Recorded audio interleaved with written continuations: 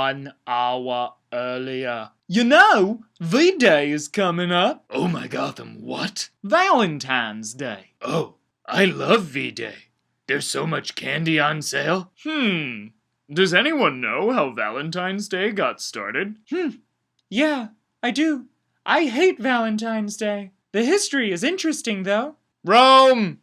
A long time ago, in the ancient and magnificent city of Rome, there was a man named Valentine. Rome was beautiful and large and pretty, and it had so many little things like this thing over here. They had piping with these things called aqueducts. Those are pretty cool. They ran track, and they had bridges. I mean, really, it was basically a modern city in every way except for electricity. It's pretty incredible. Rome at the time was ruled by the great emperor Claudius II. He loved to stand in front of the Colosseum and hold his hand just above frame and his other hand at waist level as if he was resting it upon a table. A strong ruler was he, or so he thought. In his wisdom, he decided that it would be really good if all Christians were outlawed, because religious freedom is stupid, and why let people be Christian or Muslim or Jewish when you can make them be Romans? So he decreed that all people in Rome must celebrate and love the Roman gods. But some people didn't want to. Take, for instance, Saint Valentine. At the time, he was just called Valentine, though. He hadn't adopted that other name. Valentine was a man of God, and he loved Jesus. He used to roll around and fiddle through the streets of Rome, loving God and Jesus and telling everyone to be Christians. And people liked him because he was fluffy like a terrier or Portuguese water poodle. People loved it in Rome.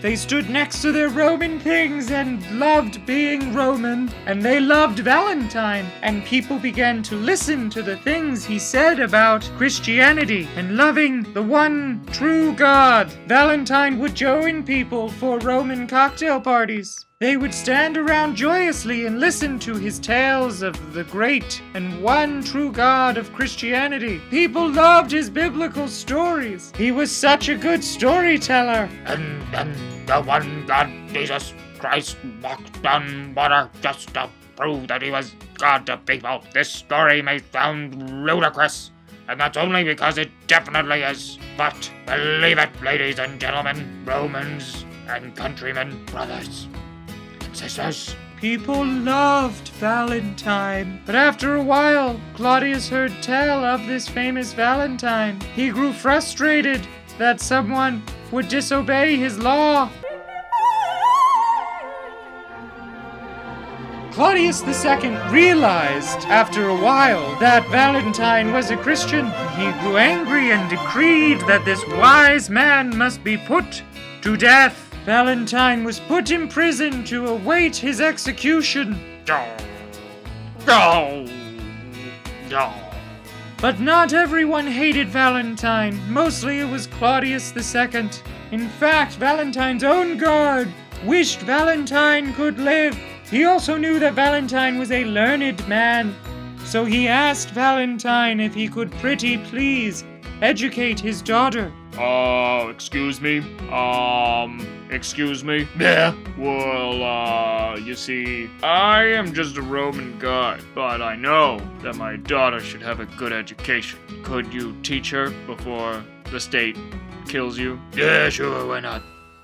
Valentine taught the girl, and she gave him apples sometimes. She learned a lot, but more than anything, she learned about Christianity and Jesus and the apostles and things related to that. And she loved Valentine for teaching her things, how to read and write, geography, the equivalent of biology in those days, which was mostly based on animals as opposed to humans. She learned a lot, and she grew to love Valentine as a teacher and a friend. But one day, they all had to go, and Valentine knew that it was gonna be rough. It was gonna be a rough time, but also that he would be saved.